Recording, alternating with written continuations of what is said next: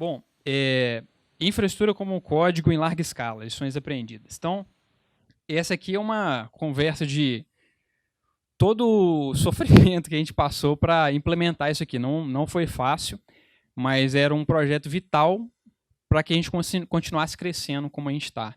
E a gente está num acelerador no talo e a gente precisa de projetos dessa forma. Mais ou menos como que era o Banco Inter antes desse projeto.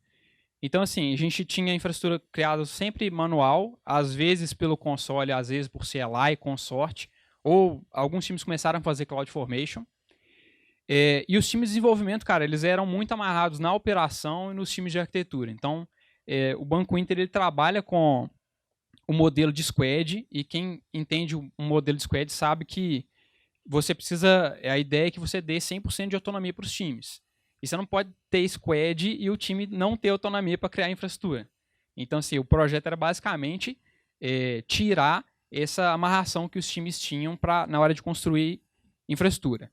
E a gente tinha assim, cara, os times precisam entregar muita coisa, o banco tem muito projeto, inclusive se você contratar, você já vai ter um projeto só para você, provavelmente, e os times também têm a cultura de querer velocidade, isso faz parte do DNA de quem trabalha no banco, é uma pessoa que está, que a gente chama de sangue laranja mesmo, uma pessoa que está a fim de entregar valor para a empresa, né?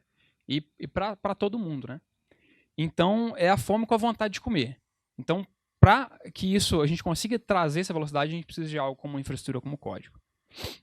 Só para a gente fazer um quiz, quem aqui já trabalha com Terraform? As mãos aí. Pô, quem está de laranja aí, levanta a mão, pô. Caramba! Então, assim, o que a gente pensou de design para esse projeto? Primeiro, a gente tem um modelo onde as nossas stacks elas têm responsabilidades compartilhadas. Então, assim, a responsabilidade de redes é do time de rede, a responsabilidade de segurança é de segurança. Então, a gente quer que as pessoas, o desenvolvedor, consiga criar uma role na AWS, que ele consiga criar um security group, mas ele precisa de passar por uma aprovação, porque, afinal de contas, nós somos um banco, então a gente tem que se preocupar muito com segurança. Ele tem que ter uma baixa barreira de adesão. O que eu quero dizer com isso? O desenvolvedor ele não tem que aprender Terraform. Até eu gostaria que todo mundo soubesse. Mas ele tem coisa mais importante para fazer. Né? Tem muito projeto super importante. Então ele precisa focar em desenvolver produto. O código deve ser reaproveitável, porque dentro do Banco Inter a gente tem uma ideia, a gente tem stacks muito parecidas. Então, como é uma stack parecida, eu preciso de trazer alguma coisa que eu consiga reaproveitar entre todos os projetos. A gente não quer que seja 100% automático a construção de infraestrutura, porque a gente quer ter uma camada de autorização para isso. E, bom, lá a gente trabalha com a AWS, isso eu não estou falando nada novo aqui, o banco é 100% AWS, e a gente está em dezenas de contas na AWS. Então, a gente precisa de um modelo em que seja fácil fazer isso. E uma coisa que seria muito legal que a gente conseguisse, e a gente fez isso, é garantir segurança e garantir melhores práticas by design. O que eu quero dizer com isso? Se eu tiver alguma forma de escrever esse código de uma forma centralizada, eu consigo garantir através de código que todo mundo que vai construir um certo produto, ele está criando aquilo com as melhores práticas de segurança e de qualidade de código. Então, baseado nisso, a gente começou a pensar o que a gente ia fazer. A resposta mais óbvia é, não, usa CloudFormation porque você está na Amazon. Só que, cara, não é só a Amazon, que o nosso universo não é só a Amazon, a gente tem diversas outras coisas e o CloudFormation ele fica muito focado no universo Amazon. E você até consegue fazer alguma coisa como infraestrutura colaborativa, já ouviram falar esse termo, infraestrutura colaborativa? Você não consegue fazer isso, você tem que chegar para uma escala de escrever alguma coisa, alguma abstração que vai escrever código CloudFormation no final. Então a gente não queria fazer isso. E a gente foi para o Terraform, que é uma coisa open source. Você consegue colaborar muito. Tomei um xingo aqui, peraí. Você consegue colaborar através de módulos, é um conceito nativo. Então era muito mais parecido com o que a gente queria. E se tivesse uma infraestrutura muito esquisita, que a gente não tivesse nada no universo, o Terraform possibilita você criar o que ele chama de provider, que é como se fosse um plugin para você escrever infraestrutura. Então, nesse último caso, que até agora no banco a gente não teve, a gente sabe que pode fazer isso. Mas, cara, quando você vai para o cenário de Terraform, você já perde algumas coisas comparado com CloudFormation. Por exemplo, CloudFormation, você vai lá na Amazon, clica e ele vai fazer a orquestração para você. Se você escolher o Terraform, você vai ter que prover a orquestração. Então, a gente tem que pensar o Terraform como se fosse uma linguagem de programação. Então, você só decidiu que você vai usar Java ou Go. Né? Você tem um monte de outras coisas que você vai ter que decidir. Por exemplo, alguns problemas. Você vai ter que lidar com o estado. O estado do CloudFormation é a Amazon que diz. O estado basicamente o que define como que está a sua infraestrutura. Então você vai ter que gerenciar isso. Você vai ter que pensar como coisas, cara, e se tiver 2 desenvolvedores aplicando a mesma stack? Né, que é o conceito de lock. Fat state, eu posso escrever de uma forma com que eu coloco muita infraestrutura no mesmo estado, e aí se eu tiver um problema, eu vou perder grande parte do estado da minha infraestrutura. Então, problemas sérios. Como lidar com ambientes? Como orquestrar isso de uma larga escala? Como que eu trabalho com conceitos como dry, don't repeat yourself, ou test-driven development? Como que eu faço isso com a infraestrutura? Porque, como um palestrante lá no começo falou, cara, a infraestrutura agora é código, e código precisa ser testado. Aí a gente passou para o Terraform Enterprise. Né? Bom, a gente está cheio de dinheiro lá no banco, então vamos comprar uma ferramenta Enterprise para a gente usar, né? E a gente gastar tempo com outras coisas. Né? E a gente não usou o Terraform Enterprise, mas por quê? Porque pelo nosso modelo de workflow, de uma stack tem vários responsáveis, não daria para fazer um esquema de aprovação da infraestrutura no Terraform Enterprise, porque ele diz o seguinte, olha, esse pedaço de infraestrutura tem um único dono, você tem que pedir benção para ele só, se você quiser mexer nesse estado. Então não daria.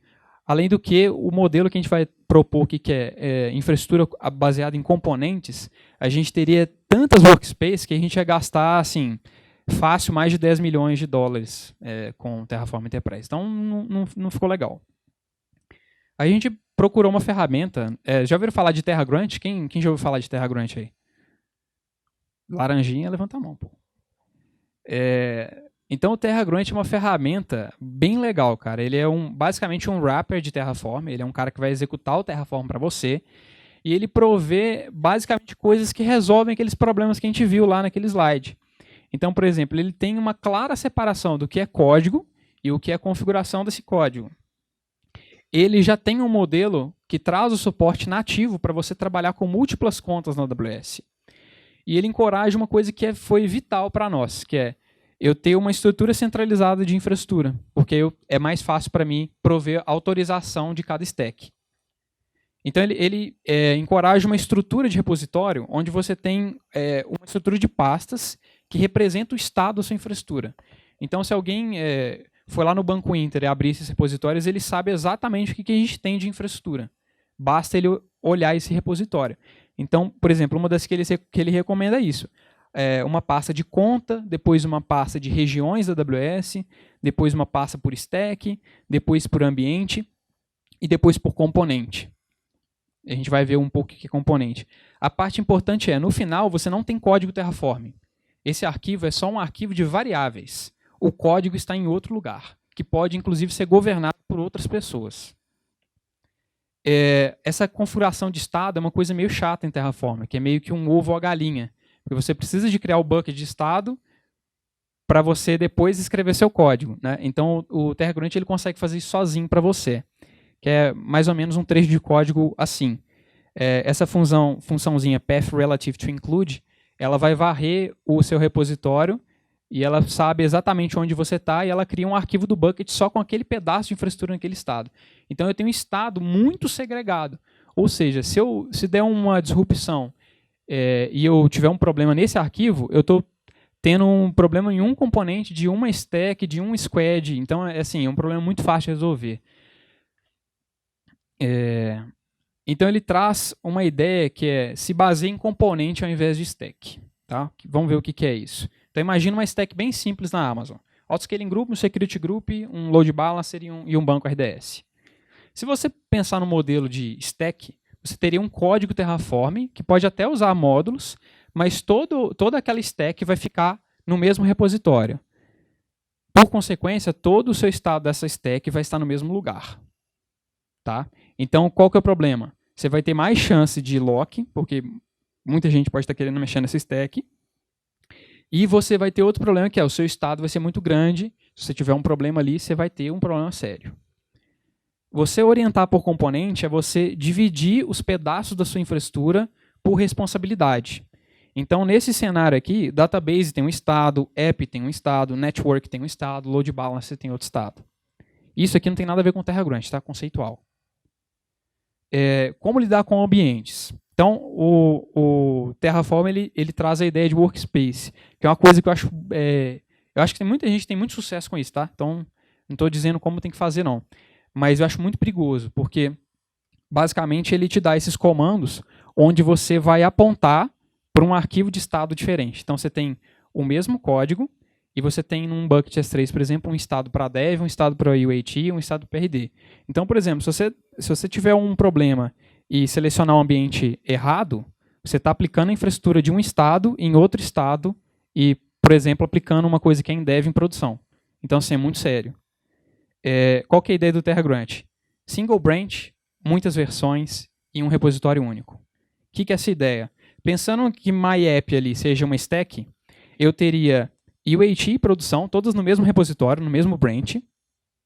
E lá em UAT, eu aponto para uma versão de módulo diferente. Então, se eu quiser mudar a minha infraestrutura, eu posso ir num repositório que está o módulo do MyApp, criar uma tag nova, criar uma nova versão, aí eu testo ela em UAT, e depois eu promovo ela para produção, com operações de Git normal, Git Ops. E esses arquivos de variáveis, obviamente, terão variáveis diferentes, apontando para, sei lá, VPC diferente, security group diferente e tudo mais. Como que a gente implementou isso no banco? É o conjunto desses três nomes, Blueprints, Modules, IAC e Solution. O que é isso? O module é basicamente um módulo Terraform, só que a gente coda isso aqui de uma forma mais genérica possível. Então, quando a gente faz lá um módulo de messaging, que é o repositório onde a gente vai guardar tudo que tem a ver com messaging, SQS, SNS, esse cara tem que ser super genérico, ele não precisa de tratar a regra do Banco Inter. Inclusive, a gente pode chupinhar isso aí da comunidade. A gente pode ir lá no Regis e Terraform, a gente gostou desse módulo aqui, vamos trazer ele e não vamos confiar no GitHub, vamos trazer ele para dentro do nosso repositório e tratar ele como um fork mesmo. Nesse módulo, teste é obrigatório. Então, sim, a gente faz teste em IAC. E esse repositório pode conter mais de um módulo, a gente vai ver aqui. Então, pensa nesse cenário aqui. Isso aqui é um repositório nosso de EKS. Então, eu tenho uma pasta de exemplos. Dentro de módulos, eu posso ter vários módulos parecidos. Então, ali tem um para o control plane do Kubernetes e o outro para criar pools de workers. E ali embaixo, a gente tem uma pasta de teste. E teste em Go. Não fiquem com medo de Go. Go é uma linguagem simples, DevOps dá para aprender Go numa boa. Inclusive tem uma palestra aí do Jefferson sobre Go para DevOps, recomendo assistir, muito boa. E a gente usa uma ferramenta chamada Terra Test, que é desse pessoal que fez o Terra Grant. Então essa é basicamente como que você faz teste de IAC? Não tem como você mocar a Amazon. Então o que você faz? Você constrói a infraestrutura e aí você faz um teste do que você acha, o que você espera que aquilo faça. Se eu criei um cluster de Kubernetes, eu espero que eu consiga rodar um workload no Kubernetes. E depois, obviamente, eu destruo essa infraestrutura. Então é assim que a gente faz teste, na camada de módulo. Então, e o mais brilhante aqui é o seguinte, essas pastinhas de exemplos são códigos Terraform. Então eu uso a pasta de exemplos como se fosse fixtures do meu teste. Então esse código ali, EKS Cluster Basic Test no fundo ali, ele vai usar o código do exemples EKS Cluster Basic para provisionar um cluster e rodar testes nele. Aí a Blueprint. A Blueprint ela já é uma coisa sangue laranja, ela já tem que tratar casos específicos do Banco Inter. Então a Blueprint ela nunca é vazia, ela sempre importa um módulo. Então é como se fosse uma não é herança, é como se fosse uma composição mesmo. Então a Blueprint herda o módulo e pinta de laranja, vamos dizer assim. Ela vai lá e vai colocar as tags obrigatórias do banco. Isso aqui é do squad tal, isso aqui é do centro de custo tal, né? Por exemplo, regras que a gente quer corrigir no design. Por exemplo, no Banco Inter você nunca pode ter um bucket que é público. Se tiver um bucket público, aquele rapaz ali, o Rafinha, vai ficar muito bravo com você. E ele é um cara nervoso, então Não cria um bucket público. Então, como que a gente corrige isso? A gente corrige no design, fazendo com que o código fique lá, hard-coded, private igual a true. Então, não deixa que isso aconteça. E o Blueprint é um repositório único. Então, quem vê o repositório de Blueprint está vendo o catálogo de serviço do Banco Inter. Vamos ver como que ele fica. Então, esse, por exemplo, voltando no EKS ali, eu tenho uma estrutura ali dentro de Blueprint seria como se fosse uma grande área de infraestrutura, e dentro dela eu tenho receitas de como fazer aquela infraestrutura. Porque, por exemplo, eu tenho 1000 formas diferentes de fazer um bucket. Eu posso ter um bucket com ciclo de vida, eu posso ter um bucket para log, eu posso ter um bucket para cross-replication entre regions. Então, isso a gente trata na camada de receitas. E uma coisa bem legal que a gente fez todos esses caras sempre têm uma pasta de exemplos. Então, um desenvolvedor, um operador que quer usar aquela stack, basta ele ir lá pegar esse arquivo tfvars, copiar e colar ele no repositório e trocar as variáveis. Inclusive, depois a gente fez uma ferramenta CLI que faz isso para ele também. Então, basicamente, fica assim. Esse Terraform tfvars está usando, na verdade, um módulo que está lá naquele Terraform Blueprints, que é um repositório único. E o mais legal é que é o seguinte, isso aqui trouxe um monte de benefício para a gente, porque tudo isso aqui é versionado com tag. Então, se eu achei um problema meu na versão 0.350, eu tenho um mecanismo no meu centralizador de IAC que eu posso falar assim, ó, tudo que for para baixo de 0.350 está depreciado. Quando o cara vai rodar na pipeline isso, ele fala assim, ó, essa versão está depreciada, você tem que atualizar. Então, a gente tem uma forma muito fácil de corrigir os problemas. Cara, eu queria mostrar isso aqui, mas eu não pude. Então, eu sou bem ruim para desenhar. Mas o fluxo é mais ou menos assim. Um desenvolvedor ele executa na CLI dele esse comando intercreate components, e esse comando ele vai guiar ele em toda a estrutura. Em qual conta que você quer criar, qual região, qual que é a solução que você faz parte. Solução foi um formato que a gente achou para agrupar stacks. Tá? E isso, ele cria um merge request, o nosso fluxo é todo baseado em merge request no GitLab, num repositório do Squad. Então, esses caras aqui, ó, esses caras aqui, a gente tem um repositório para cada squad, né, para que a pessoa tenha mais liberdade. Né? Ele cria isso, tem uma pipeline que vai validar tudo que ele fez. E como que eu sei o que ele fez? Basicamente, eu analiso tudo que o cara criou no merge request. Se ele criou 3 arquivos, eu sei que tem 3 componentes que eu preciso analisar. A partir disso, eu mando isso para um microserviço, que é feito em Go, claro. E esse microserviço ele vai analisar um monte de coisa. Ele é basicamente um motor de regra. Ele vai falar quem é você, em qual repositório você está, que tipo de infraestrutura você está criando. E aí ele basicamente mastiga essas informações e vai falar assim, olha, pode inclusive falar, deu um problema que essa versão sua está depreciada. Ou ele pode falar, não, beleza, agora eu vou mandar isso para um authorization backend e vou dizer para esse authorization backend o seguinte, olha, esse cara está criando essas coisas e ele precisa da aprovação desses grupos aqui do AD. E esse authorization backend é basicamente uma interface, a gente implementou ela no Jira. Inclusive, ficou muito bom essa implementação. Agradeço ao Christian, aí, que fez toda a parte do authorization backend para nós no Jira. Ficou bem legal. E aí ele notifica os aprovadores que tem uma infraestrutura nova que precisa ser aprovada. A partir disso, esse cara fica num control loop ali, até todo mundo aprovar. E quando tudo é aprovado, eu notifico esse meu serviço de novo, que vai basicamente remover um cadeado daquele merge request e falar assim, beleza, agora você está pronto para aplicar a sua infraestrutura. E aí o cara conversa a nível de mensagens, né, comentários no merge request. Né? Então o cara escreve $apply, que é uma piada interna nossa, e a partir disso ele notifica o IAC Service, que ele recebeu alguém que está com uma intenção de $apply. A partir disso ele cria um token, um JWS assinado, manda para esse repositório através de uma criação de uma pipeline de construção. Inclusive agora tem construção e destruição também. Essa pipeline executa, cria o que precisa ser criado na AWS, obviamente validando o token. E essa validação ela foi a coisa mais segura que eu já fiz. Ela valida em vários pontos, inclusive na camada de Kubernetes, para eu prevenir que alguém me ataque por dentro do Kubernetes. Tem um cara chamado Admission Controller do Kubernetes que vai lá e valida esse token também de novo. E aí, a partir do momento que toda a infraestrutura foi criada, ele vai lá e manda para o IAC Service, olha, esse merge request aqui precisa ser feito merge.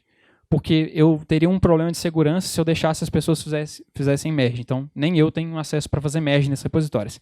A única pessoa que faz merge é o service account lá do dólar, e ele que faz os merges para nós. Depois que ele termina isso, fecha o merge request e basicamente esse que é o fluxo. Cara, o que a gente aprendeu nesses cenários de lidar com IAC, Terraform, TerraGrant? Primeiro, aplique sempre em merge request. Essa foi uma coisa aí que o Márcio ficou bem. O Márcio é o líder da arquitetura ali, ó, tá fingindo que está prestando atenção ali. Mas ele bateu muito cabeça comigo com isso daí, mas eu sempre fui bem firme que essa era a ideia correta de se fazer. Porque Terraform, CloudFormation, ele não consegue pegar todos os problemas que você pode ter a nível de planejamento, de plan. Então é muito comum você ir aplicar uma infraestrutura e ela falhar. Então se eu fizesse, né, como engenharia de software, fizesse o merge e aí construísse numa pipeline da branch principal, eu teria que ficar revertendo muita infraestrutura. Então qual que foi a nossa ideia? Não, vamos fazer o apply no merge request. Como é que eu faço isso? Escrevo um serviço que fica recebendo o webhook do meu servidor e fica interpretando o texto, como se fosse um chatbot ali, bem primitivo, né? Segundo, lock de repositório e automerge. Então, quando a gente começou, a gente não pensou nessa feature, isso veio depois. Porque a gente tinha muito problema do cara ir lá, construir a infraestrutura, ele não tinha acesso para fazer merge, aí ficava lá os merge requests parados, né? Então, por isso que depois a gente criou essa parte, não. Toda vez que uma infraestrutura for construída, ela precisa ser mergeada, porque eu tenho agora uma coisa que já está na AWS, mas eu não tenho estado na branch principal. E o lock repositório, que é toda vez que uma infraestrutura está sendo feito um apply, eu faço o famoso lock pessimista, que é lock pessimista é o contrário de um lock otimista. Eu só posso ter um durante um repositório. Então, se eu fizer um lock pessimista, eu garanto que nenhuma outra pessoa possa estar construindo infraestrutura naquele repositório. E se acontecer um problema durante esse merge request, o projeto do cara fica bloqueado mesmo. É como se a gente estivesse parando no chão de fábrica para resolver aquele problema. Por quê? Eu posso ter uma construção de infraestrutura parcial que não está no branch principal. Então, eu tenho um problema muito sério. Então, a gente implementou isso através de locks no Redis, inclusive. Cara, essa é uma frase emblemática e polêmica, mas é uma coisa que eu acredito. Se você não tem teste, seu código está quebrado. Então, assim, eu sei que é difícil fazer teste de infraestrutura. Não é igual fazer teste em Java, fazer teste em Go, fazer teste em Python. É complicado, mas vale muito a pena você ter uma plataforma sustentável que você confia naquilo. Então, a sua base, né, a camada de módulo, tem que estar você tem que estar muito seguro que aquilo funciona. Esse foi outro aprendizado nosso. Não compartilhe estado de Terraform entre contas da AWS. Porque você vai acabar com uma policy de S3 que tem muitas chances de você ter uma falha de segurança. Se você não liga para segurança, pode compartilhar à vontade, não tem nenhum problema. Mas nós não podemos dar o luxo de ter um problema de segurança. Então, nunca compartilhe estado de Terraform. Se você tem uma infraestrutura que depende uma da conta da outra, deixa a pessoa aplicar em 2 vezes. Né? Vamos supor que você tem um módulo que depende de um ARN de uma VPC que está em outro lugar. E você está construindo essa VPC. Cara, constrói a VPC primeiro, pega o ARN e depois você coloca lá. Não tenta compartilhar estado para você fazer mágica dentro do código e descobrir esse ARN em runtime. É perigoso fazer isso. Invista pesado em templates de repositório. Esse é um mantra nosso no Banco Inter. A gente tenta fazer template para tudo que a gente vai fazer. Então, vai construir um microserviço? Tem um template para isso. Vai construir um módulo Terraform? Tem um template. Vai construir uma blueprint? Tem um template. Vai construir um componente de uma stack? Tem um template. Então, a gente acha que isso aqui, se você está construindo um modelo de squad, você precisa de ter muita velocidade, vale muito a pena cada minuto que você gastar com isso aqui. Acho que essa é a frase mais polêmica que eu vou deixar aqui. Proceda com cautela com o Terraform para Continuous Delivery. Se você está construindo um Continuous Delivery, você precisa de fazer pipelines muito complexas. Por exemplo, fazer Canary Release, fazer pipelines onde você consiga manter o ambiente por um tempo. O Terraform ele vai ter bastante limitação, pelo menos na AWS. Tá? Você vai conseguir fazer muito só assim, terminou esse auto-scaling group, eu construo um novo e já deleto o outro. Então, assim, eu acho que você fazer alguma coisa in-house mesmo, que possa ser até com código, Python, qualquer coisa, você vai ter uma chance de sucesso muito maior. Ou investir em ferramentas próprias de continuous delivery, como, sei lá, Spinnaker, por exemplo, é um bom exemplo disso, né? Então, a gente até tentou fazer algumas coisas com Terraform em CD, a gente achou que o resultado foi um pouco pobre, então a gente não prosseguiu, não. A gente ainda usa para algumas coisas, por exemplo, os componentes core do nosso cluster de Kubernetes a gente faz com Terraform, porque aí eu tenho um workflow muito mais lento do que o continuous delivery de uma aplicação sua, né? Então, por exemplo, não é todo dia que você vai mexer no log aggregator do seu cluster, né? Então, esse é um cara que pode fazer sentido você ter até uma aprovação de infraestrutura aqui. E, cara, essa ideia de componente, acho que foi a coisa que a gente mais ganhou, foi isso, porque a gente está com esse projeto desde janeiro, não teve nenhuma vez que a gente teve problema de estado, porque o nosso estado é muito pequeno. É o estado de um componente que está ali controlando o estado de uma Dynamo Table, um SQS, ele não é o estado de uma stack inteira. Então, esse foi um ponto muito importante. E essa é uma frase de uma palestra bem legal do Pragmatic Dave. Ele diz o seguinte: não deixe que experts te digam o que e como fazer. Então é o seguinte, tudo isso que eu falei aqui se aplica muito para o Banco Inter, né? A forma como a gente trabalha, as nossas metodologias. Então não é porque a gente está falando aqui que você deve fazer dessa forma. Então avalie como que é a sua empresa, né? Às vezes não vai fazer sentido para você ter esse monte de fluxo de aprovação, né? Então não deixe nenhum expert dizer como você tem que fazer as coisas, né? Fica uma frase de efeito bacana. E também é uma forma de eu me desculpar se vocês não gostarem da minha palestra, né? Que aí basicamente, você ignora tudo que eu falei e faz do jeito que você quiser. Basicamente é isso, cara. Tem muita gente do RH aí doido para te contratar. Então, assim, a gente está crescendo de uma forma absurda. E a gente precisa de gente qualificada. Então venha ser sangue laranja. Fica o convite para vocês aí. Muito obrigado.